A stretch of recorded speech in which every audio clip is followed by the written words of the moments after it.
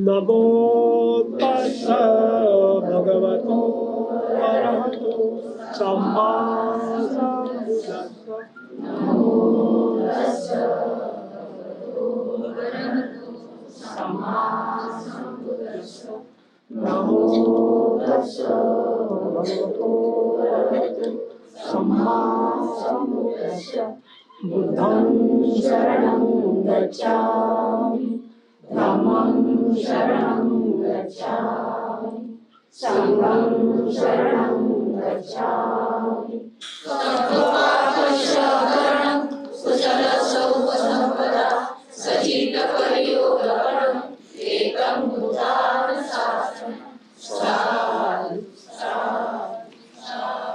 बोलो तथागत भगवान गौतम बुद्ध की जय। बोधिसत्व डॉक्टर अम्बेडकर की जय। माता रमाई की जय।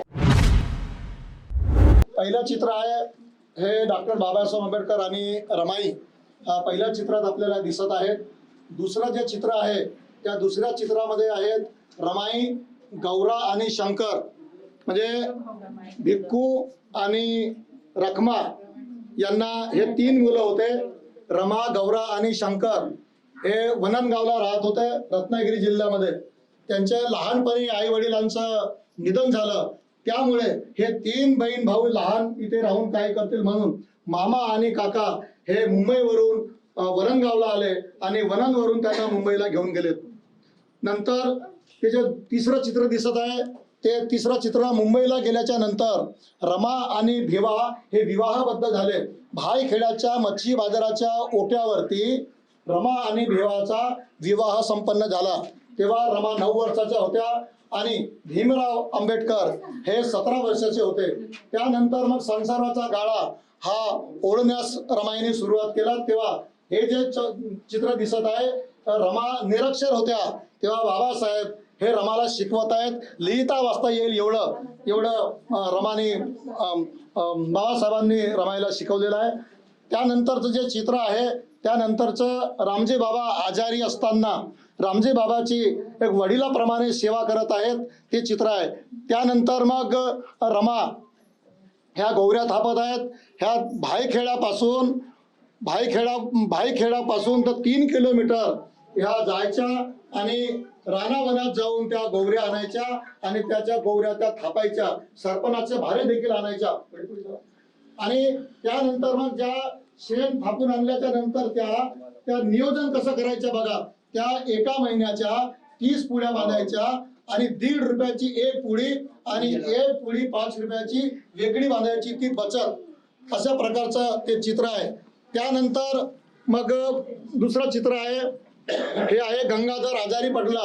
गंगाधर आजारी पडल्याच्या नंतर रमा ह्या डॉक्टरकडे घेऊन गेल्या, पण दुसऱ्यांदा गंगाधर आजारी पडले होते. पहिल्यांदा डॉक्टरनी 10 रुपयाची औषधी उधार दिली होती, पण दुसऱ्यांदा डॉक्टरनी त्या बाळाला औषधी दिली नाही. रमाला म्हणतात, बाई आधीचे पैसे आणून दे, तेव्हा तुझ्या बाळाला आम्ही औषधी देईल. रमा हातावर बाळ घेऊन डॉक्टर किवलवाणी करत आहेत, साहेब माझ्या बाळाला वाचवा.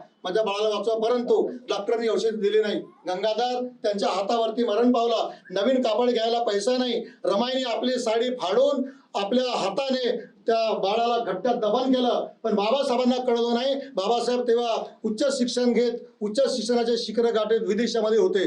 त्यानंतरचं जे चित्र आहे त्यानंतरचं हे रमा आणि बाबासाहेब अभ्यासामध्ये मग्न आहेत. मग्न असताना म्हणजे बाबासाहेबांचं लक्ष त्या जेवणाच्या ताटाकडे आणि रमाईकडे नाही, असे ते पुस्तक वाचनामध्ये मग्न आहेत. त्यानंतरचं जे चित्र दिसत आहे ते धारवाडच्या वसतिगृहातलं चित्र आहे. धारवाडच्या वसतिगृहामध्ये जे मुलं उपाशी होते, रमा फेरफटका मारायला त्या ठिकाणी गेल्यात. तेव्हा विचारलं वराडे गुरुजींना, वराडे गुरुजी मुलं दिसत नाही. तेव्हा रमाना सांगितलं वराडे गुरुजींनी की आपल्या हॉस्टेलमध्ये अनाज नसल्यामुळे मुलं उपाशी आहेत. तेव्हा रमाने त्यांच्या जेवणाची व्यवस्था केली. मग त्यानंतर जे चित्र दिसत आहे हे रमा आणि बाबासाहेब हे दीक्षाभूमीकडे बोट दाखवत आहेत. तेव्हा रमा म्हणाला, साहेब मला पंढरपूरला जाऊ द्या, मला विठ्ठलांची पूजा करण्याकरता मला पंढरपूरला जाऊ द्या. तेव्हा बाबासाहेब म्हणाले, रमा त्या मंदिरामध्ये तुला येऊ देणार नाही, तुझा अपमान होईल. आपण समतेचा पंढरपूर निर्माण करू. तेव्हा बाबासाहेबांनी समतेचं पंढरपूर म्हणजे दीक्षाभूमी नागपूर हे निर्माण केलं आणि मी ती कल्पना केली आणि बाबासाहेब म्हणतात बघ रमा तुझ्या स्वप्नातलं पंढरपूर असं ते चित्र आहे. त्यानंतर हा रमा आणि वनन म्हणजे रमाचा संपूर्ण बाबासाहेबांचा आणि रमांचा परिवार आहे. हा यशवंत आहे, बाबासाहेब आहेत, रमाई आहेत आणि लक्ष्मीबाई आहेत आणि मुकुंद आहेत. आणि यानंतर जे चित्र दिसत आहे हा वनन आणि मुंबई म्हणजे धोत्रे परिवार आणि आंबेडकरी परिवारांचा परिवार आहे हे सगळा. यानंतरचं जे चित्र आहे ह्या रमाई आपल्या परिसरातील महिलांना गोळा काढून त्या संघटित करण्याचं देखील रमाईने काम केलेलं आहे. हे जे चित्र आहे बाबासाहेब जेव्हा उच्च शिक्षणाचे शिखर गाठीत होते विदेशामध्ये म्हणजे 1913 ते 17 पर्यंत बाबासाहेब उच्च शिक्षणाचे शिखर गाठीत होते विदेशामध्ये आणि रमा इकडे आपल्या संसाराचा गाळा ओढीत होत्या. त्यावेळेस पहिलं पत्र बाबासाहेबांनी रमाला पाठवलं ते या ठिकाणी पत्र आहे आणि रमाने देखील त्या पत्राचं उत्तर बाबासाहेबांना दिलेलं आहे. अशा प्रकारचं चित्र आहे. हे शेवटचं चित्र आहे. 27 मे 1935 ला रमाईची प्राणज्योत विझली. रमा यांचा अंतिम संस्कार वरळीच्या मशानभूमीमध्ये त्यांचा 27 मे 1935 ला अंतिम संस्कार करण्यात आला. अशा प्रकारची ही रमाईचा त्याग परिश्रम असलेली चित्र प्रदर्शनी आपण या ठिकाणी लावलेली आहे. या चित्र प्रदर्शनीला आदरणीय पोलीस निरीक्षक आशा लता खापरेताई या ठिकाणी उपस्थित आहेत. आदरणीय पत्रकार अनिलजी वासनिक साहेब यांनी या चित्र प्रदर्शनीचं उद्घाटन केलेलं आहे. आमच्यासोबत आदरणीय पत्रकार प्रमोदजी बायस्कर या ठिकाणी आहेत. अनेक मान्यवर या ठिकाणी उपस्थित आहेत. अनेक या परिसरातील नागपूर शहरातील सामाजिक धार्मिक कार्यकर्ते या कार्यक्रमाला उपस्थित आहेत.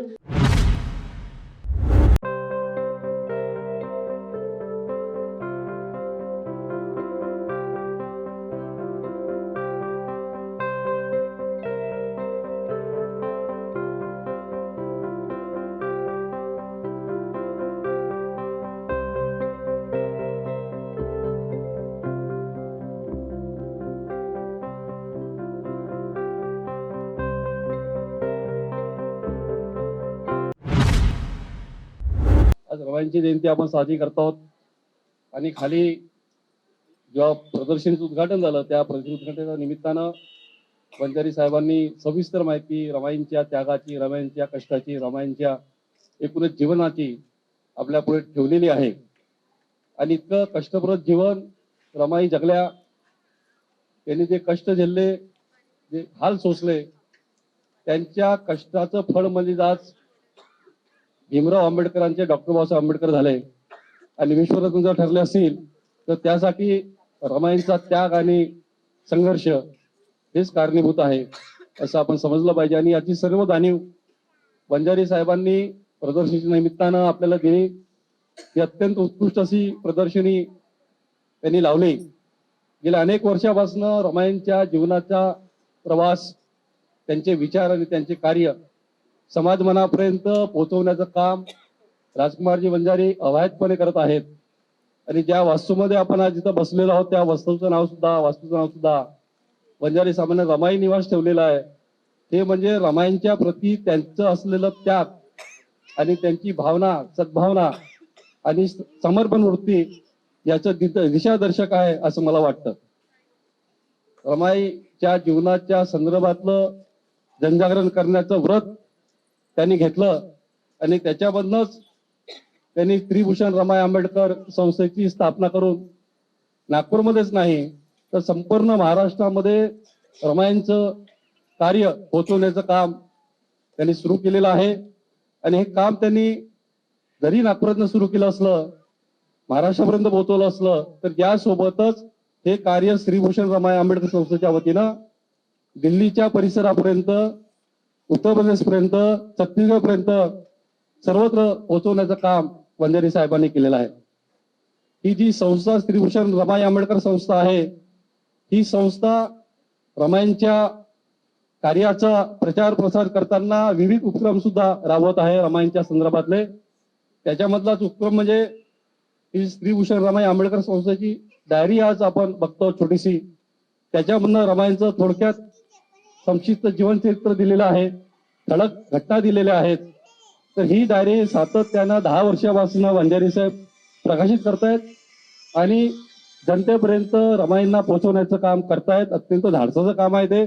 त्याबद्दल त्यांचं कौतुक करावं थोडंच आहे. वंजारी साहेबांनी याच्यापूर्वी एक कॅलेंडर सुद्धा 2-3 वर्ष काढलं आणि त्याच्यामधनं सुद्धा रमाईंचं कॅलेंडर काढून जनतेपर्यंत पोहोचवण्याचं काम त्यांनी केलेलं आहे. शिवाय नागपूरपासनं दीक्षाभूमीपासनं तर रमाईंचं जन्मस्थळ जे वरंत गाव आहे त्या गावापर्यंत रमाई संदेश यात्रा घेऊन जाण्याचं काम त्यांनी केलेलं आहे. गेल्या 2 वर्षापासून कोविडच्या परिस्थितीमुळं ही यात्रा काही निघू शकली नाही, पण तरीही जागोजागी प्रसार करण्याचं काम वंजारी साहेबांनी एक प्रतस्थ म्हणून हाती घेतलेलं आहे आणि त्यांचं काम मोठ्या प्रमाणावरती सुरू आहे आणि त्यांच्या कामामुळे रमाईंचा परिचय सर्वत्र झालेला आहे. मागे 2 वर्षापूर्वी रमाईंच्या वरती हिंदी पुस्तिका प्रकाशित केली गेली आणि त्या पुस्तिकेचं विमोचन आणि त्याचं प्रकाशन झाल्यानंतर ही पुस्तिका सबंध उत्तर भारतामध्ये पोहोचवण्याचं काम वंजारी साहेबांनी केलं. छत्तीसगडमध्ये मोठ्या प्रमाणावरती हे या पुस्तिकेचं वितरण केलं गेलेलं आहे. याशिवाय मध्य प्रदेशमध्ये हिंदी पुस्तिकेचं वितरण केलं गेलेलं आहे. दिल्लीमध्ये पण प्रकाशन आणि वितरण केलेलं आहे. महत्वाचा उद्देश एवढाच की रमाईंचं चरित्र ज्या पद्धतीनं मराठीमध्ये प्रकाशित केलं वंजारी साहेबांनी आणि त्याचं पाठपुरावा करून सगळ्या ठिकाणी पाठवलं. तसं म्हणजे महाराष्ट्रामध्ये बऱ्याच लोकांना रमाईंबद्दलची माहिती आहे, त्यांचं जीवन चरित्र माहित आहे, पण ही माहिती उत्तर भारतामध्ये हिंदी भाषी प्रदेशामध्ये नव्हती. ते करून देण्याचं महत्वाचं कार्य रमाईंचं चरित्र प्रकाशित करून वंजारी साहेबांनी केलं आणि अशा पद्धतीनं विविध कामं या संस्थेच्या वतीनं करतायत आणि त्यात प्रामुख्यानं वंजारी साहेब हे एकमेव पद्धतीनं ही मोहीम राबवत आहेत. असं मोहीम राबवणारं मला महाराष्ट्रामध्ये किंवा देशामध्ये अन्य कोणतीही व्यक्ती दिसत नाही. त्यामुळं आम्हाला त्यांच्याबद्दल फार अभिमान आहे. आजच्या प्रसंगी आपण सर्व इथं आलात आणि रमाईंना अभिवादन आपण केलं. आजच्या प्रसंगी पुनश्च एकदा आपल्या सर्वांना शुभेच्छा देतो रमाईंच्या जयंतीनिमित्त. जय भीम, जय भारत, धन्यवाद. सर्वप्रथम तथागत भगवान गौतम बुद्ध, परमपूज्य बोधिसत्व डॉक्टर बाबा साहब आम्बेडकर, श्री भूदेव रमाई आम्बेडकर, इनको मेरा त्रिवार अभिवादन। यहाँ पर मौजूद सभी अतिथिगण, बाबा साहब के अनुयायी और रमाई की बेटियों को मेरा सप्रेम जय भीम। आज के युग में लोग रमाई को यह कहीं ना कहीं भूलते जा रहे हैं। उसके विचार, उसका त्याग, उन्होंने अपने समाज के लिए उनके क्या कर्तव्य है ये लोगों मतलब वो भूलते जा रहे हैं। और यहाँ तक कि कुछ लोग ऐसे भी है जिन्हें रमाई यह कौन है पता ही नहीं है। उन्होंने हमारे लिए क्या है, उन्होंने हमारे लिए क्या किया है, वो उनका योगदान स्त्री के लिए क्या है, ये लोग भूलते जा रहे हैं। युगों युगों से एक ही बार युग प्रवर्तक बनता है। युग पुरुष को बनाने में किसी युगंधरा का श्रेय होता है। युग प्रवर्तक डॉक्टर बाबा साहब आम्बेडकर को बनाने वाली रमाई की युग प्रेरणा है। युग पुरुष की पत्नी समर्थ रूप से जिम्मेदारी निभाते समय रमाई को अग्निपथ से चलना पड़ा। सिद्धार्थ गौतम के जीवन में यशोधरा का बहुत अनमोल स्थान है, वैसे ही बाबा साहब के जीवन में भी रमाई का भी बहुत अनमोल स्थान है। तथागत के बुद्धत्व के रास्ते में यशोधरा कभी नहीं आई, बल्कि उन्हें संबोधित के लिए उनकी प्रेरक शक्ति बनी। कहते हैं कि जिसके हाथ में झूले की डोर वह विश्व का उद्धार करता, परंतु रमाई ने केवल झूले की डोर ही नहीं बल्कि धम्म की डोर भी संभाली थी। बाबा साहब के बहुजन हिताय बहुजन सुखाय के लिए रमाई को अग्निपथ से चलना पड़ा। 30 जनवरी 1930 को बाबा साहब पहले गोलमेज परिषद गए, तब वहां उन्हें थोड़ा एकांत मिला। तब उन्होंने रमाई को वहां से विस्तार में खत लिखा। तब वे खत में कहते थे, रामू अगर तुम मेरी पत्नी नहीं होती तो लोगों को डॉक्टर बाबा साहब आम्बेडकर यह पता ही नहीं चलता। इसके पीछे सारा श्रेय तुम्हारा है। तुम्हारी निष्ठा मेरे साथ थी, इसलिए मैं भीमराव का डॉक्टर बाबा साहब आम्बेडकर बना। 30 जनवरी 1930 को विश्व विख्यात भारत और पाकिस्तान का बंटवारा मौलिक ग्रंथ में लिखकर बाबा साहब ने रमाई को स्मृति अर्पण की।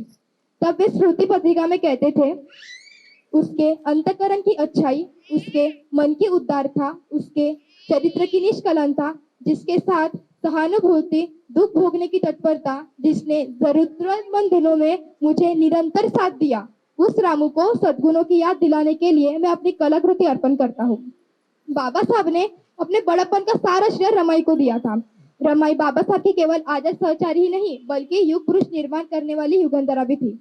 बाबा साहब कहते थे कि जो हर एक सफलता पुरुष के पीछे किसी न किसी स्त्री का हाथ होता है, चाहे वो आपकी बहन हो, आपकी पत्नी हो, आपकी बेटी हो या आपकी अर्धांगिनी हो, कोई भी हो।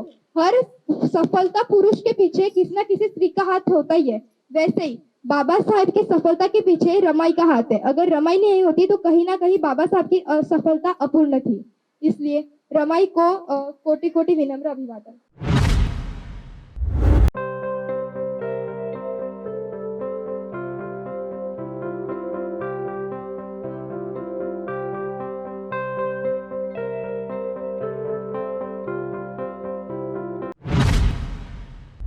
आजच्या या कार्यक्रमासाठी येण्याचं मुख्य कारण म्हणजे वंजारी जे आले माझ्याकडे आणि म्हटलं आपण एक छोटासा कार्यक्रम करणार आहोत, तर त्यात आपण उपस्थित राहिलं तर जरा आम्हालाही फार बरं वाटेल आणि आमच्याकडे येणाऱ्या ज्या भगिनी आहेत त्यांना सुद्धा काहीतरी वेगळी प्रेरणा मिळेल। नक्कीच मी प्रेरणा देण्या एवढी मोठी नाहीये, परंतु आज आपण ज्या दिवशी जमा झालेलो आहोत, ज्या दिवशी आपण संघटित झालेलो आहोत, तो दिवस जो आहे तो आपल्यासाठी प्रेरणा देण्यासाठी फार महत्वाचा आहे। रमाईंचे जे गुण तुम्ही खाली चित्र प्रदर्शनामध्ये बघितले ते घेण्यासाठी आहेत। आपण आपला समाज एकत्र करण्याची गरज आहे। आपल्या समाजातून कोणीतरी मोठं झालं तर तो आपल्याला विसरतो, असं होऊ नये यासाठी संघटित होण्याचे जे गुण आहेत ते आपल्याला आजच्या दिवशी घेणं फार गरजेचं आहे। ज्या प्रकारे याच्यामध्ये दिलेले आहेत वेगवेगळे गुण, जसे रमाईंनी त्यांच्या सासऱ्याची सेवा केली, आता आपल्याला ते जुन्या काळातलं वाटतं, परंतु सेवा करणं म्हणजे काय, फक्त ते आजारी असतील तेव्हा त्यांच्याकडे पाहणं किंवा अशा गोष्टी, तर त्यांना त्यांचा रोजचा आहार किंवा त्यांच्याशी रोज आपण जसं बापाप्रमाणे वागतो त्याप्रमाणे वागणं, हे म्हणजे सुद्धा आपली एक सेवाच असते। तो जर गुण आपल्यामध्ये येत असेल तर नक्कीच आपण रमाईंनी आपल्याला जी शिकवण दिलेली आहे ती कुठेतरी आपल्याकडे येते असं आपल्याला वाटतंय। मी असं स्पेसिफिक सांगत नाहीये, परंतु तरी सुद्धा त्यातले जे काही 10 गुण असतील त्यातले 4 गुण जरी आपण घेतले तरी ज्याच्यासाठी आपण एकत्र आलेलो आहोत आणि ज्याच्यासाठी आपल्याला महामानवाने एकत्र केलेलं आहे ते कार्य आपण करू शकू याची मला आशा वाटते। आज मी जेव्हा तुमच्या समोर एक पोलीस म्हणून आली आहे तरी माझे कुठेतरी पोलीस गुण लगेच बाहेर येतात आणि मला त्या अनुषंगाने बोलावं असं वाटतं, कारण की नक्कीच वंजारी साहेब आहेत किंवा बाळासाहेब आहेत, हे आता तुम्हाला हे सगळ्या गोष्टी सांगतीलच, या ज्या गोष्टी आपण बोलत असतो। आणि एक गोष्ट लक्षात ठेवा, आपण स्पेसिफिक एकच दिवस 14 एप्रिल झालं, 6 डिसेंबर झालं किंवा आज आपण ह्या एकच दिवसामध्ये आपल्यामध्ये उत्साह जो संचारतो, म्हणजे ह्याच दिवशी आपल्याला काहीतरी वेगळं वाटत असतं असं होऊ नये। आपल्याला रोजच तो जो प्रोत्साहन आहे, ती जे उत्साह आहे, ती एनर्जी आहे, ती रोजच आपल्यामध्ये पाहिजे, तरच आपण काहीतरी वेगळा बदल घडवू शकतो, तरच आपण आपल्या समाजामध्ये काहीतरी वेगळा बदल घडवू शकतो। आपल्या मुलांना शाळेत जेव्हा पाठवतोय, आपली मुलं जेव्हा सुशिक्षित होत आहेत, तर सुशिक्षित ह्या शब्दाचा अर्थ फक्त चांगल्या प्रकारचे कपडे घालणे किंवा मोठी मोठी पुस्तकं वाचणे असं नसून तर आपलं आचरण त्याप्रमाणे बदलणं, हे कुठेतरी आपण जर आपल्या मुलांना सांगू शकलो तर आपण रमाईचा कुठला तरी गुण घेतलाय हे आपण लोकांना हक्काने सांगू शकतो।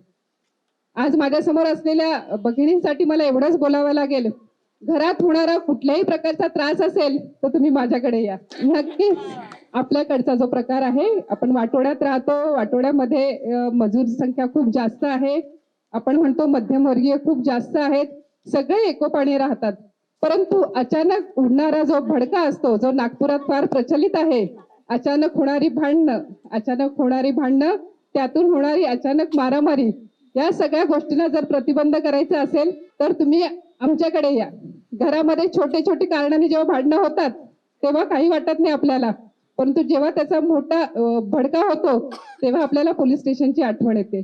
नक्कीच पोलीस स्टेशन म्हणजे शहाणा माणूस पोलीस स्टेशनची पायरी चढत नाही, ही म्हण आपण अजूनही पाळतो, परंतु एखाद्या छोट्या ठिणगीचा मोठा भडका होऊ नये यासाठी नक्कीच तुम्ही आमच्याकडे या। शासनाने तुमच्यासाठी आम्हाला नेमणूक दिलेली आहे, आमचं काम आहे तुमचं काम करणं, परंतु काम कुठलं तर ते खरोखरच दखलपात्र पोलिसांशी निगडीत असेल तेव्हाच ते काम आम्ही करतो, नाहीतर मग मॅडमनी मला नंबर दिला म्हणून मी कुठलंही काम मॅडम कडनं करून घेऊ शकते, मग ते लेआउट असो किंवा घराचं बांधकाम असो, असं होणार नाही याची काळजी घ्या। आजच्या या सुंदर दिवशी आपण भेटलोय, खरोखर चांगला योग आहे। तुमच्या खूप साऱ्या अडचणी असतात त्या तुम्ही बोलून दाखवत नाहीत किंवा त्या मांडल्या जात नाहीत, नक्कीच तुमच्यासाठी चांगले स्वरूपात तुम्हाला म्हणजे तुमचे संघटक मिळालेले आहेत, तुम्हाला एक चांगला प्रतिनिधी मिळालेला आहे. ज्याप्रमाणे तुम्ही हा कार्याचा वसा लोकांपर्यंत पोहोचवत आहात, त्याचप्रमाणे आपल्या समाजाचं प्रबोधन जास्तीत जास्त कसं होईल हा सुद्धा वसा घेणं फार गरजेचं आहे. फक्त कपडे बदलले, फक्त घर बदललं म्हणून माणूस बदलत नाही, तर माणसाने जे आपल्याला आदरणीय बाबासाहेबांनी दिलेले विचार आहेत ते विचार आचरणात आणण्यासाठी फार चांगल्या प्रकारे प्रयत्न केला पाहिजे. हे केलं तर आजचा दिवस आपण खूप प्रेमाने साजरा करतोय याचं सार्थक मिळेल. आज आपल्याला छोटासा जरी कार्यक्रम घ्यायचा म्हटलं तर आर्थिक किती टंचाई जाते हे आपल्याला आपण जाणूनच आहे. पण राजकुमारजी वंजारी यांनी रमाईंवर जे एवढं मोठं पुस्तक त्यांनी लिहिलं, त्याचं प्रकाशन केलं, छापून पूर्ण छत्तीसगड, झारखंड, महाराष्ट्र, गोवापर्यंत पोहोचवलं, याच्यासाठी खूप मोठे हे लागते. आणि हे त्यांनी एकटं न करता पुढल्या कार्यक्रमाला आपण सर्व त्यांना सहकार्य करावं असं मी विनंती करतो. आणि त्यांनी जी हे डायरी दिली मॅडमने, खापरे मॅडमने जसं म्हटलं की रमाईंना आपल्याला एका दिवसासाठी नाही आठवण करायची आहे, नेहमीसाठी आठवण ठेवायचं आहे. त्यामुळे रोज जर तुम्ही आता महिन्याचा सिलेंडर वगैरे घेतो ते या डायरीमध्ये आपण लिहू शकतो की या तारखेला सिलेंडर आहे, त्यावेळेस आपण रमाईंचा फोटो पाहू शकतो आणि त्या ह्याच्यातून आपण प्रेरणा घेऊ शकतो. तसंच याच्यात मी जे महत्त्वाचे फोन नंबर दिलेले आहे. आता खापरे मॅडमने सांगितलं की बा कोणत्या पतीने वगैरे आपल्या महिलांना काही त्रास दिला तर माझ्याकडे यायचं. माझी पण पत्नी इथेच आहे, तिने नाही जावं तिथे म्हणजे झालं.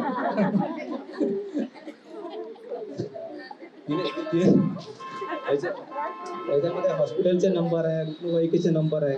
कसं आहे की आपल्या आजूबाजूला कुठली घटना होते तर आपण कसं एखादा पाटील, एखादा सामाजिक कार्यकर्ता याचे हात जोडणी करतो, ते आता याच्यानंतर आपल्याला करण्याची आवश्यकता नाही पडणार. याच्यासाठी राजकुमारजी वंजारीने खूप मस्त असे चांगली डायरी दिलेली आहे. याच्यात म्हणजे एक तर अंत्यसंस्कारासाठी गाडी वगैरे आहे त्याचे सुद्धा आहे, रुग्णवाहिका, पत्रकार भवनाचं सुद्धा नंबर आहे. याच्यात एवढे चांगले नंबर दिलेले आहे, हे तुम्ही सांभाळून ठेवले पाहिजे. आणि असेच कार्यक्रम राजकुमारजी वंजारी साहेब इकडे घेऊ. आणि त्यांनी जे मला सन्मान दिला त्याबद्दल मी त्यांचे खूप खूप आभार मानतो. अतिशय आनंदाच्या दिवशी जेव्हा एखादी गोष्ट आपण पुराणात सांगतो, ही गोष्ट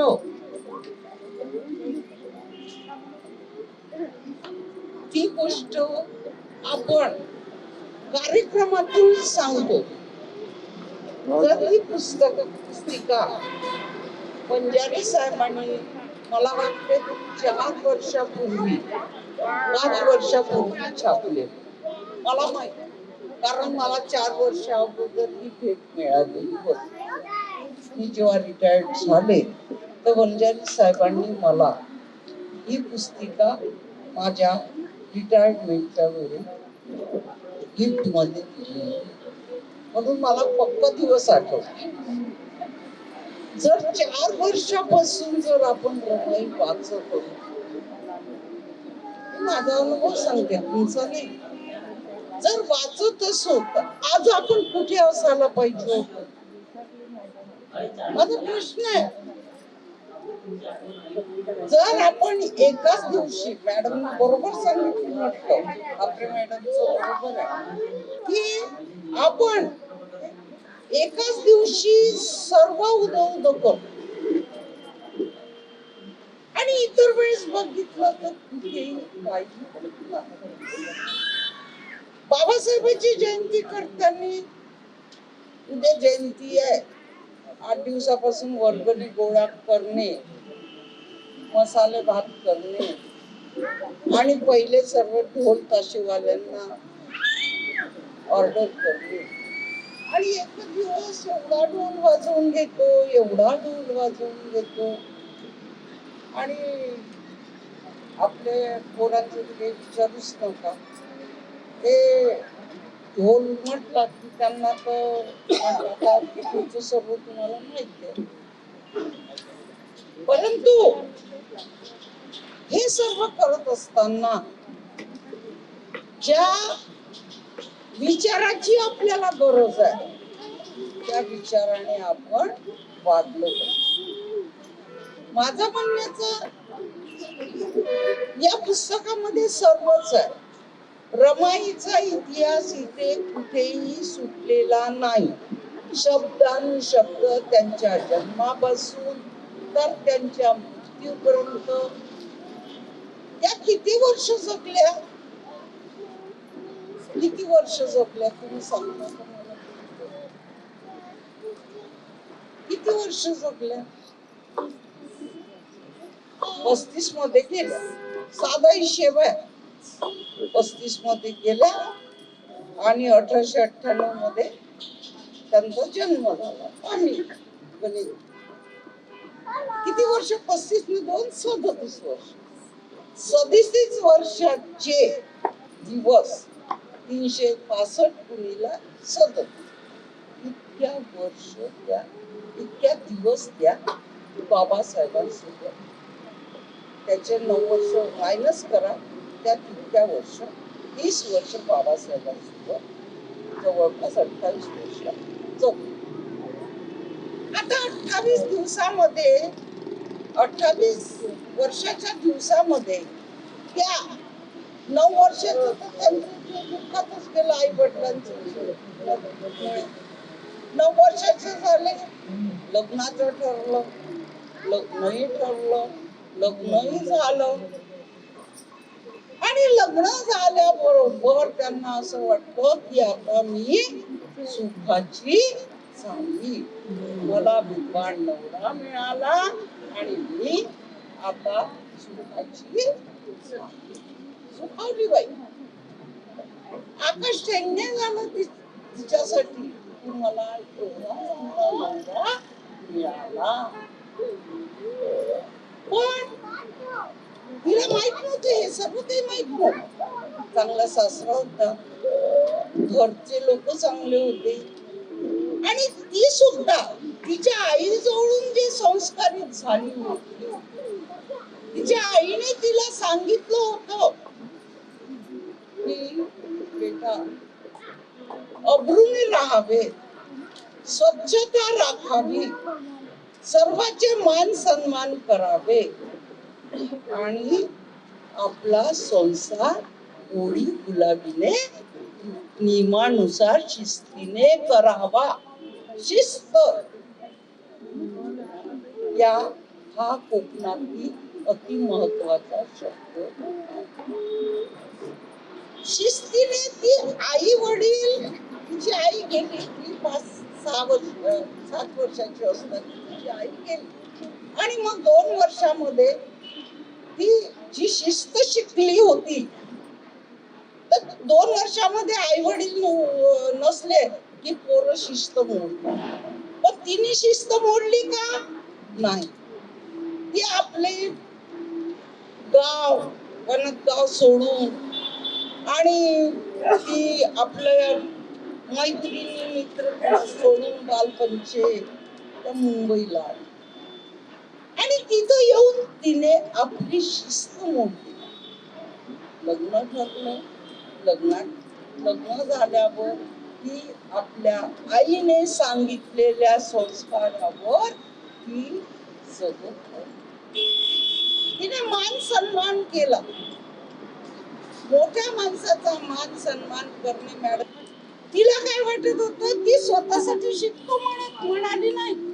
बाबासाहेबांनी तिला स्वतःसाठी शिक म्हटलं, परंतु ती म्हणे नाही, तुमचा मान सन्मान जिथे मोडत असेल ते काम मी करणार नाही. जर तुमचा मान सन्मान माझ्या शिकल्यानं पूर्ण होत असेल तर मी नक्कीच शिकेन.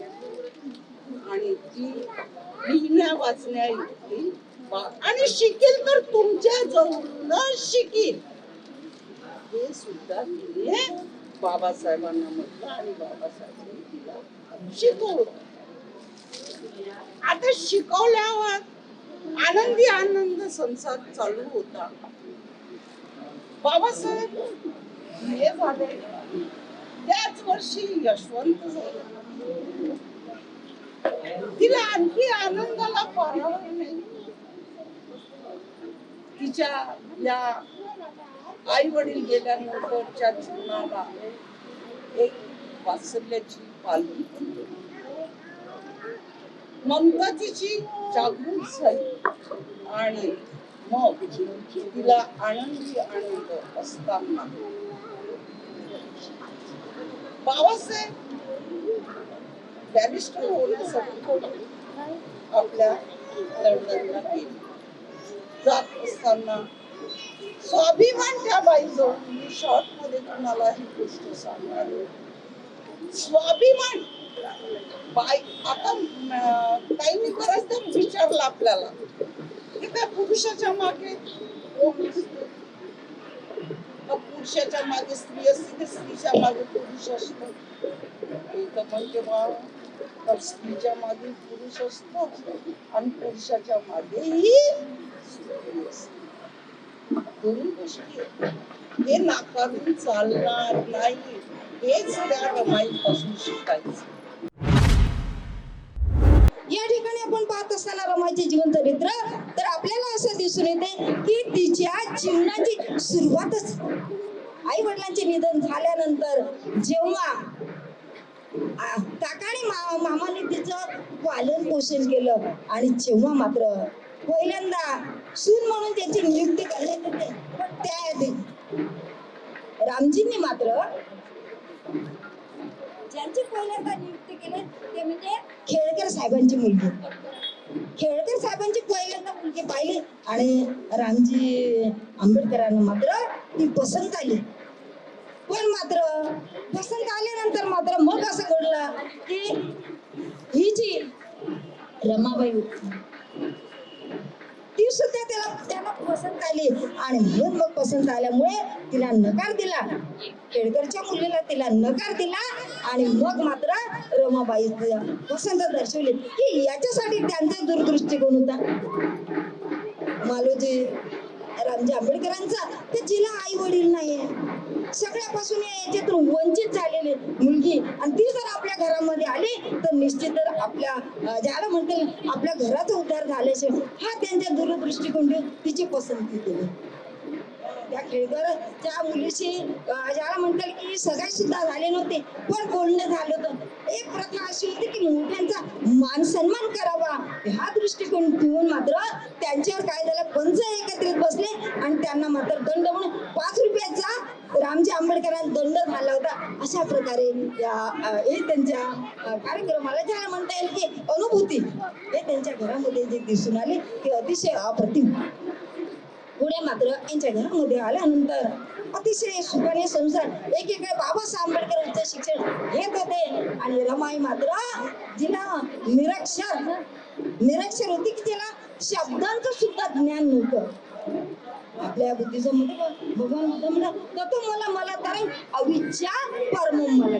याचा अर्थ असा होता की आपल्या या शरीरामध्ये जे घाण आहे त्याही घाणीपेक्षा जर कोणतं घाण असेल ते म्हणजे अज्ञान.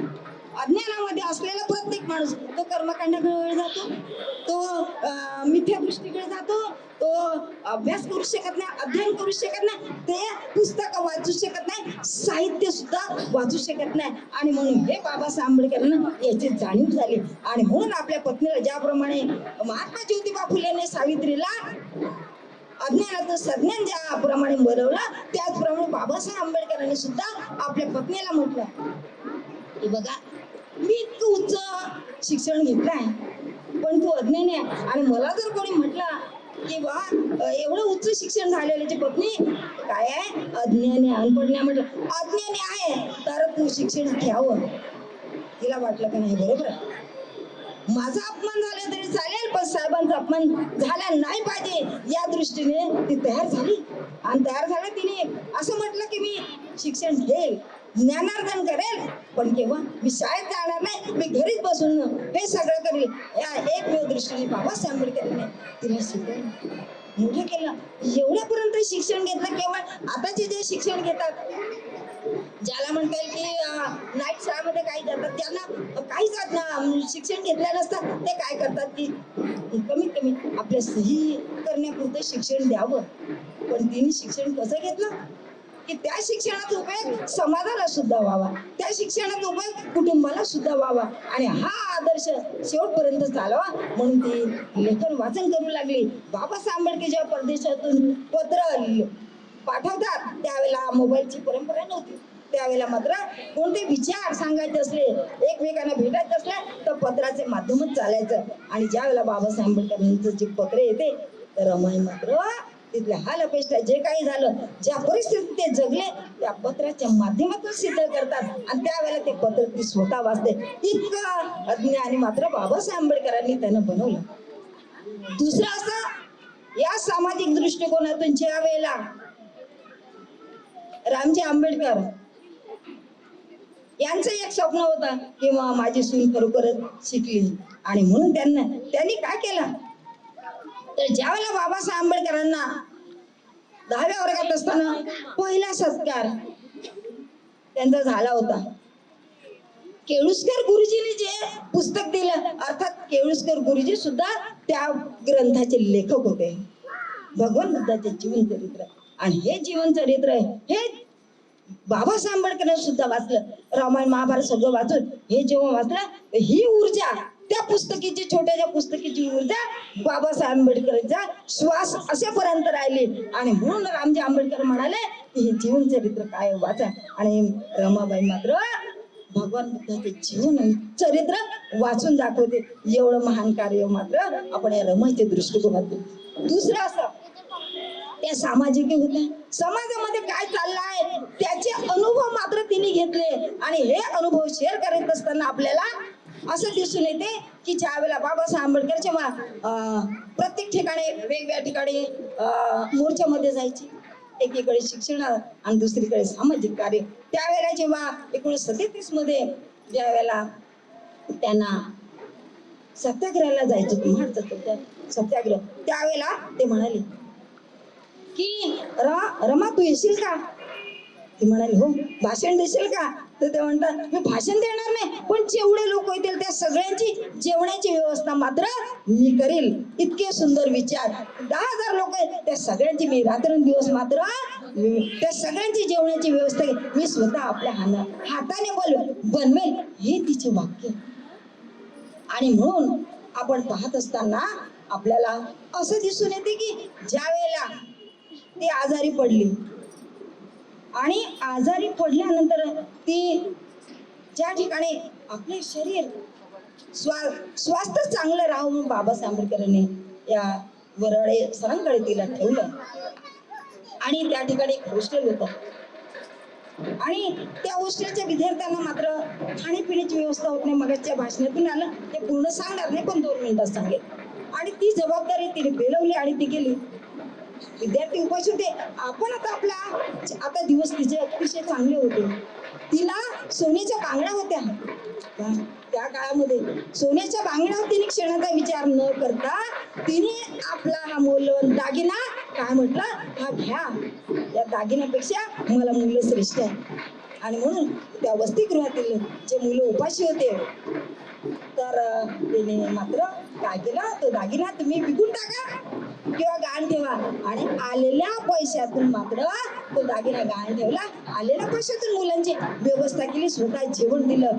हा एक दृष्टिकोन आपल्याला अतिशय महत्वाचा दिसतो. या जगातून आर्थिकतेकडे आपण वळत असताना आपण असं पाहतो की महानगरपालिका असो, केंद्र सरकार असो की महाराष्ट्र शासन दरवेळेला बजेट सादर करते. बजेट सादर केला म्हणजे आपल्याला पुढची प्लॅनिंग काय आहे की आतापर्यंत काय काय कार्यक्रम राबविण्यात आले. हा जो बजेट आहे तो आर्थिक बजेट मात्र मातोश्री रमाबाई सादर करत होत्या. आपल्या ताईने सांगितलं की कसा तो बजेट होता. आणि म्हणून पहिल्यांदा जेव्हा बाबासाहेब आंबेडकर एलिफिस्टन मुंबईचे एलिफिस्टन कॉलेजला जेव्हा नोकरी लागले, पहिल्यांदा त्यांना 450 पगार मिळाला. तो जेव्हा रमाबाईला देतात इतकी आनंदी झाली त्यांनी. तर त्याच्यामुळे तिने घरातील जेवढे लोक आहेत ते सगळ्यांसाठी कपडे आणले, चांगलं म्हणजे ज्याला म्हणतील चांगले पदार्थ तयार केले. आणि हा असा साहित्य आणलं, आवश्यक गरजेचं सगळं सामान आणलं. जेव्हा बाबासाहेब आंबेडकर विचारतात किती पैसे शिल्लक आहे, त्यावेळेला ती म्हणते की माझे जो काही शिल्लक नाही. बाबासाहेब आंबेडकर म्हणतात मला बॅरिस्टर होण्यासाठी मला पुढे अमेरिकेला जायचे, पैसा शिल्लक नाही. ती गोष्ट तिच्या लक्षात आली. आणि पुढच्या महिन्यापर्यंत बाबासाहेब आंबेडकर फक्त 50 रुपये देऊ लागले. आणि या 50 रुपयामध्ये सुद्धा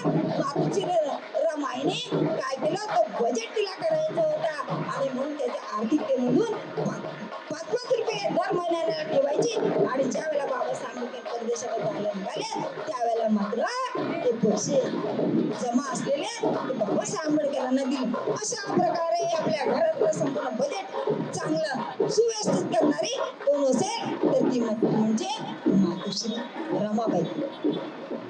आपण या रमाबाईच्या संदर्भात पाहत असताना अनेक कपड्यांचे संदर्भ आपण पुढे गेलो. आपल्याच घरामध्ये पहा, जेव्हा आपण कपाट उघडतो तर प्रत्येक असे कपडे खाली पडतात. ते कपाट लावायला सुद्धा जागा राहत नाही, इतके म्हणजे कपडे असतात.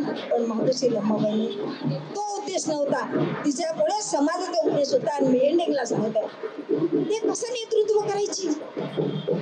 नेतृत्वाचं जेव्हा जेम हॉस्पिटल समोर एक छोटीशी परिषद भरली होती आणि त्या परिषदेचे नेतृत्व करीत असताना ती स्वतः म्हणते, अनेक लोकांसमोर महिलांसमोर भाषण देताना म्हणते की तुम्ही काय करा, आपल्या मुलांना चांगल्या प्रकारे शिक्षण द्या, उच्च शिक्षित करा, तुम्ही चांगलं घर सांभाळा. चांगले शिक्षण देणं याचा अर्थ केवळ साहित्य निर्माण करणार नाही तर आपले आचरण दुरुस्त करा. तुम्ही जर आपले आचरण जर दुरुस्त केलं, तुमचं मन स्वच्छ जर ठेवलं तर ते तुम्हाला भविष्याच्या दृष्टीने अतिशय चांगलं राहील. आज हे साहित्य आहे, पुस्तक आहे, पण पूर्ण याच्यामध्ये बाबासाहेब आंबेडकर म्हणत होते 10 भाषणापेक्षा एक पुस्तक जर असेल, साहित्य असेल, ते घरापर्यंत जाते. आणि म्हणून साहित्याची निर्मिती करण्याचे उपक्रम मात्र राजकुमारी वंजारी साहेबांनी केले. निश्चितच हे तुमची पुस्तक आम्ही घराघरामध्ये पोहोचण्याचं काम करू आणि रमाई लोकांना सांगू. अशा प्रकारे या रमाईचं जेवढं सांगितलं तेवढं कमीच आहे. आणि म्हणून ज्या वेळेला अंतिम क्षणामध्ये ज्या वेळेला बाबासाहेब आंबेडकरांनी आपल्या व्यथा सांगते की मला अंतिम काय करायचं आहे, दर्शन घ्यायचं. कुणाचं घ्यायचंय? पंढरपूरला नाही, आम्हाला विठ्ठलाचं दर्शन घ्यायचंय. त्यावेळेला बाबासाहेब आंबेडकर म्हणतात की जो विठ्ठल आपल्याला दूर सारखो तिथेच जाण्यापेक्षा मी असं एक पंढरपूर निर्माण करेन की ज्या ठिकाणी सर्व जाती धर्माचे लोक एकत्रित होतील. आणि म्हणून आपल्या चित्राच्या माध्यमातून आपल्याला खाली दिसलेलं आहे बाबासाहेब आंबेडकरांनी असं एक धर्माचं पंढरपूर निर्माण केलं. पंढरपूर याचे अर्थ त्या ठिकाणी विठ्ठल असलेला. या बौद्ध साहित्यामध्ये ज्याला पांडुरंग, तर त्याला मराठीमध्ये पांडुरंग म्हणजे भगवान बुद्धाला सुद्धा पांडुरंग म्हटल्या गेलेला आहे. आणि म्हणून बाबासाहेब आंबेडकरांनी तिने जे सांगितलं होतं ते तिने आपली इच्छा व्यक्त केली. आणि बाबासाहेब आंबेडकरांनी एक असं पंढरपूर निर्माण केलं. त्या ठिकाणी आपण त्या ठिकाणी दरवर्षी त्या ठिकाणी जातो दीक्षाभूमीला आणि अभिवादन करून येतो. असे हे त्यांचे या रमाईचे ज्या ज्या काही प्रेरणा ज्या इच्छा होत्या तर आपल्याला ग्रंथाच्या माध्यमातून आपल्याला दिसून येते. आणि म्हणून आज या 2 वर्षापासून आपण पुढे गेलो नाही. का नाही गेलो? कोरोना झाला होता. मला वाटतं पहिल्या कार्यक्रमाला सुरुवात झाली. आरोग्यम परमं लाभा संतुष्टी परमं धनं. याचा अर्थ आपलं आरोग्य जर चांगलं असेल तर तुमच्या मनामध्ये प्रसन्नता निर्माण होईल. तर सर्वात त्या प्रसन्नतेला सुद्धा धनाची उपमा भगवान बुद्धाने दिलेलं आहे. तर आपण या ठिकाणी सगळ्या याच्याने विचाराने मनाने सगळ्यांनी आपण धनसंपन्न आहोत आणि हे आनंदाचे बाबा की एवढ्या याच्यामध्ये आपण दुरुस्त आहोत. तर येणाऱ्या भविष्य काळामध्ये सुद्धा आपला हा जो काळ आहे अशाच प्रकारे तंदुरुस्त ठेवाल. आणि तुमच्या मुलींना बाबासाहेब आंबेडकर आणि रमाई जर सांगितले तर खरोखरच मला असं वाटतंय की परिवर्तन झाल्याशिवाय राहत नाही. आज हे मोबाईलचं जरी खूप मोठ्या प्रमाणात जमाना असेल, मोबाईलवर मोठ्या प्रमाणामध्ये तुमचे मुलं नातू जे काय असेल बऱ्याच प्रमाणात त्या मोबाईलमध्ये वेळ जातो. पण मोबाईलमध्ये सुद्धा ज्याला म्हणतात जगातील माहिती सुद्धा होते हे आपल्याला मात्र दिसून येते. आज अनेक क्षेत्रामध्ये सगळ्याच महिला मोठ्या प्रमाणामध्ये कार्यरत आहेत. सामाजिक असो, धार्मिक असो, आता इलेक्शन येईल, राजकारणी असो नाही का, या सर्व क्षेत्रामध्ये महिला मात्र अग्रेसर आहेत. कारण एक काळ असा होता की महिलांना कुठल्या प्रकारे इक्वॅलिटी नव्हती. आपण ही इक्वॅलिटी आपण बाबासाहेब आंबेडकरांच्या घरापासून पाहिले, त्यांच्या कुटुंबापासून पाहिले. आज आपण कंट्रोल मध्ये जा, मुलाचा फॉर्म भरा, पहिलं नाव जर कोणाचं देत असेल तर ते म्हणजे महिलांचंच असते.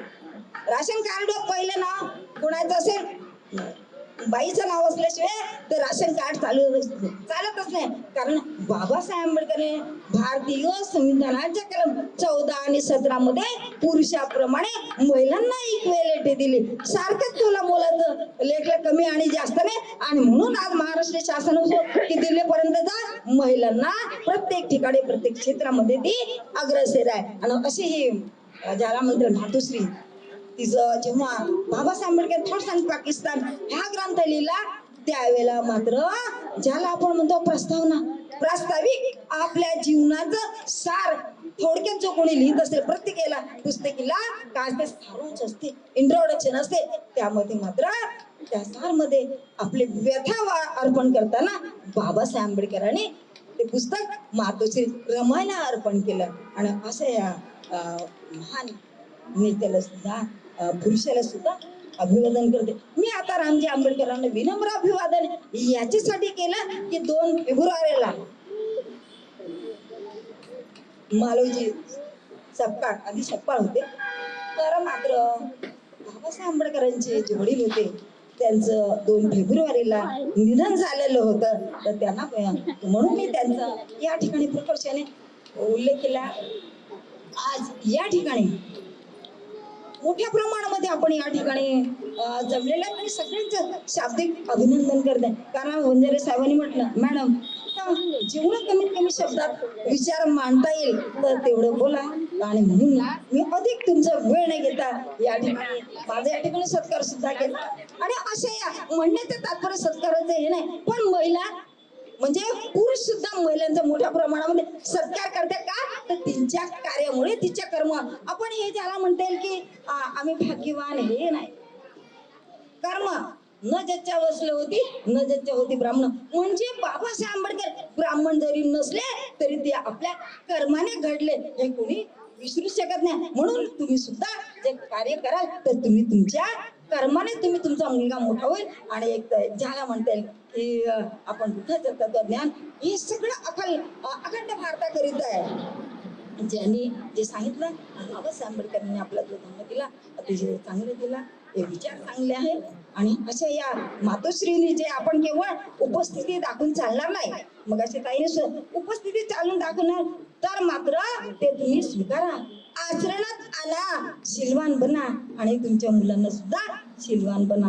हे आयुष्य अतिशय खडतर आहे.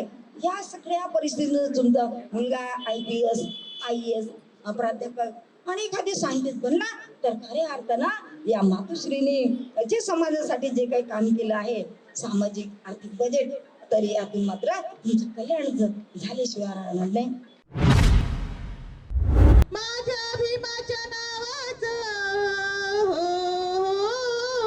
माझ्या भीमाच्या नावाचं कुंकू लाविल रमान, कुंकू लाविल रमान, कुंकू लाविल रमान, कुंकू लाविल रमान. देवी पतीचा सन्मान, हो देवी पतीचा सन्मान, कुंकू लाविल रमान, कुंकू लाविल रमान, कुंकू लाविल रमान. मी रमाईच्या चित्र प्रदर्शनी सांगताना बरीच माहिती दिलेली आहे. यानंतर या ठिकाणी ज्या वक्त्या आहेत, ज्या तुळसाताई डोंगरे आहेत, रमाताई वासनिक आहेत, आशा लताताई खापरे आहेत, यांनी देखील भरपूर रमाईच्या जीवनावरती माहिती दिलेली आहे. त्यात आमच्या रमाताईंनी आम्हाला सांगितलं की ही श्रीभूषण रमाई पुस्तक मला 4 वर्षापूर्वी बंजारी साहेबांनी दिली आणि तेव्हापासून या पुस्तका वाटपाचं काम हे बंजारे साहेब सुरू करत आहेत. रमाताई, मी त्याही पलीकडे की 2007 पासून मी या रमाईच्या प्रचाराचा हा बिळा उचललेला आहे. कारण की आम्ही पूर्वी बुद्धिस्ट सोसायटी ऑफ इंडियामध्ये पंचशिलाताई नीरज आणि सुनंदाताई साठे यांच्यासोबत आम्ही काम करत होतो तेव्हा पंचशिलाताई नीरज ह्या रमाई प्रवचनकार होत्या आणि सतत 2 घंटे निरंतर त्या प्रबोधन करायच्या. अक्षरशः समोर बसलेल्या ज्या उपासिका त्या ढसाढसा रडायच्या, इतकं प्रवचन करायच्या. आणि त्यातून मलाही वाटलं की रमाईचा एवढा मोठा त्याग परिश्रम आहे आणि अजून आमच्या लोकांना माहिती नाही, त्या महिलांना माहिती नाही, त्यांची जयंती होत नाही, त्यांचा स्मृती दिवस एवढ्या मोठ्या नागपूर शहरात फार मोजक्या ठिकाणी होतो, 2, 4, 5 ठिकाणी होतो. मग आपण काय करायचं, तेव्हा मी आपल्या समविचारी लोकांना एक माझ्या घरी बैठक बोलावली आणि त्यातून एक स्त्रीभूषण रमाई आंबेडकर विचार मंच तयार केलं आणि ते तयार केल्याच्या नंतर मग प्रचाराचं काम सुरू केलं. म्हणजे नागपूर शहर हे पुतळ्यांचे शहर म्हणून ओळखलं जातो. अनेक संत महापुरुषांचे पुतळे आहेत, तर या नागपूर शहरामध्ये रमाईचा देखील पुतळा असावा यासाठी मी नागपूर महानगरपालिकेला निवेदन दिलं. त्यावेळेस मायाताई युनाते महापौर होत्या. त्यांना म्हटलं की ताई, तुम्ही रमाईचा पुतळा नागपूर शहरातल्या मध्य भागात तुम्ही उभारा. नागपूर शहरातच नव्हे तर विदर्भातून अनेक आमच्या रमाईच्या लेखी या ठिकाणी येतील आणि रमाईला अभिवादन करतील. अशा प्रकारचं मी त्यांना निवेदन दिलं आमच्या कार्यकर्त्यांच्या सोबत. परंतु तो पुतळा काही आमच्याच लोकांच्या अडचणीमुळे तो पुतळा बसू शकला नाही. मग नंतर मी माझ्याच घराच्या बाजूला एक समता बुद्धविहार आहे, त्या ठिकाणी एक अर्धकृती पुतळा बसवला आणि त्यानंतर मग जे कार्य सुरू झालं, मला वाटलं रमाईची जयंती आपण साजरी केली पाहिजे. किंवा रमाईची जयंती कुठेही साजरी होत नव्हती. 2013ला आम्ही रमाई दिनदर्शिका तयार केली. जे आता पुस्तकात तुम्हाला वितरण करण्यात येतील त्या पुस्तकांमध्ये जे चित्र आहेत ते चित्र तयार केले आणि ते चित्र तयार करून रमाई दिनदर्शिका तयार केली आणि ती रमाई दिनदर्शिका संपूर्ण महाराष्ट्रामध्ये वितरण केली. आणि त्या दिनदर्शिकेमध्ये पहिल्यांदा 7 फरवरीला रमाई जयंती हा उल्लेख केला 2013ला. आणि 2013ला नागपूर शहराच्या मध्यभागी टिळक पत्रकार भवनाच्या सभागृहामध्ये पहिला रमाई जयंती सोहळा आयोजित केला. पहिला. त्याचे साक्षीदार या ठिकाणी आहेत. विनोदजी इंगळे ते गायक आहेत, त्यांनी त्यावेळेस रमाईवर गायन केलं होतं, ते या ठिकाणी साक्षीदार आहेत. आणि 2014 पासून मग मुंबई असो, वनंद असो की संपूर्ण महाराष्ट्रामध्ये रमाई जयंती सोहळे होऊ लागले. त्यानंतर पुन्हा रमाईच्या जीवन कार्याचा प्रचार व्हावा या उद्देशाने दीक्षाभूमी ते रमाई जन्मभूमी अशी रमाई संदेश यात्रा प्रत्येक वर्षी या संस्थेतर्फे काढण्यात आली. आणि प्रत्येक ठिकाणी ज्या बाबासाहेबांच्या घडामोडीतील स्थळ आहेत त्या ठिकाणी भेटी देऊन त्या शहरांमध्ये त्या गावांमध्ये रमाईवरती मार्गदर्शन करत ही रमाई संदेश यात्रा रमाईच्या जन्मगावापर्यंत पोहोचली. अक्षरशः रमाई सांगताना जेव्हा आम्ही अजंठाला गेलो आणि अजंठाच्या बाजूला जे एक गाव आहे, अजंठा लेणी आहे, तो गाव नाही परंतु बाजूला गाव आहे, त्यानंतर एक भरदापूर आहे, त्या ठिकाणी जेव्हा मी रमाई मांडली तेव्हा अक्षरशः ढसा इथल्या महिला रडल्या. साहेब, बंजारी साहेब, आम्हाला रमाई ही बाबासाहेबांची पत्नी होती एवढंच माहित होतं, परंतु त्यांचा त्याग परिश्रम आम्हाला माहित नाही. कधी रमाईचा स्मृती दिवस आहे हेही आम्हाला माहित नाही, कधी रमाईची जयंती आहे हेही आम्हाला माहित नाही, परंतु तुम्ही फार मोलाची माहिती सांगितली. अशा प्रकारचा त्यांनी खूप मोठा गवगवा त्या ठिकाणी केला. असाच प्रचार करत आतापर्यंत ह्या 2 वर्षाच्या पूर्वी म्हणजे आता कोरोना लागला तेव्हापर्यंत आम्ही रमाई संदेश यात्रेच्या माध्यमातून पूर्ण महाराष्ट्रामध्ये रमाईच्या जीवन कार्याचा प्रचार केला. त्यानंतर पुन्हा एक काम केलं का आता महाराष्ट्रामध्ये आपल्या रमाईचा प्रसार होत आहे. मग आम्ही दिल्ली गाठली. देशाची राजधानी दिल्ली दिल्लीमध्ये आंबेडकर भवनामध्ये पहिल्यांदा रमाई जयंती सोहळा आयोजित केला 2020 ला आणि पहिल्यांदा रमाई जयंती सोहळा दिल्लीच्या आंबेडकर भवनात साजरा झाला. त्यानंतर आपल्या विदर्भातली जे काही मंडळी दिल्लीला आहेत ते सगळी विदर्भातली मंडळी एकत्र आली आणि एक रमाई संघटन, मोठं संघटन तयार केलं आणि त्याच्यानंतर त्या ठिकाणी रमाई जयंती सोहळे होत आहेत. तुमच्या चेहऱ्यातले डॉक्टर वास्तविक आहेत, ते त्या ठिकाणी मोठ्या प्रमाणामध्ये रमाई जयंती सोहळे घेतात आणि मला फोन करतात, साहेब हे आम्ही तुमच्यापासून सुरू आम्ही ऐकलं आणि आम्ही घरी गप्प बसलो नाही तर आम्ही जयंती सोहळे सुरू केले. त्यानंतर छत्तीसगड मागासलेला एरिया आहे छत्तीसगड, त्या छत्तीसगडच्या राजधानी रायपूर मध्ये देखील मागच्या वर्षी आम्ही रमाई जयंती सोहळा आयोजित केला. अशा प्रकारे अनेक या वर्षी देखील मला गुजरातला हा आजचा जो रमाई जयंती सोहळा आहे हा गुजरातला करायचा होता, परंतु कोरोनाच्या या निर्बंधामुळे तो होऊ शकला नाही आणि छोटा का होईना परंतु कोरोना असला तरी आम्ही नंदनवनला आम्ही कार्यक्रम घ्यायचा. परंतु यावेळेस मी ठरवलं हा कार्यक्रम नंदनवनला आपण घ्यायचा नाही, कारण की बरेच कार्यक्रम आपण नंदनवनला घेतलेले आहेत. आता यावेळेस आपण नवीन ठिकाणी घ्यायचा, नवीन एरियामध्ये घ्यायचा, नवीन लोकांना आपण ही माहिती द्यायची आणि या उद्देशाने या ठिकाणी कार्यक्रम केला. हा कार्यक्रम करताना अनेकांचं मला सहकार्य मिळालेलं आहे, तेव्हा त्यांच्यापर्यंत करतोच. अनेक लोक जे सामाजिक, पुन्हा एक सांगतो की या रमाई संस्थेतर्फे दरवर्षी श्रीभूषण रमाई आंबेडकर पुरस्कार हा वितरण केला जातो. जे सामाजिक धार्मिक चळवळीमध्ये जे कार्यकर्ते, ज्या कार्यकर्त्या ज्या काम करतात, राबतात, त्यांना त्यांच्या कार्याची पावती म्हणून त्यांचा देखील सत्कार ही संस्था दरवर्षी करत असतो. आजही देखील अनेक या ठिकाणी सामाजिक धार्मिक काम करणाऱ्या कार्यकर्त्यांचा या ठिकाणी सत्कार घेतलेला आहे.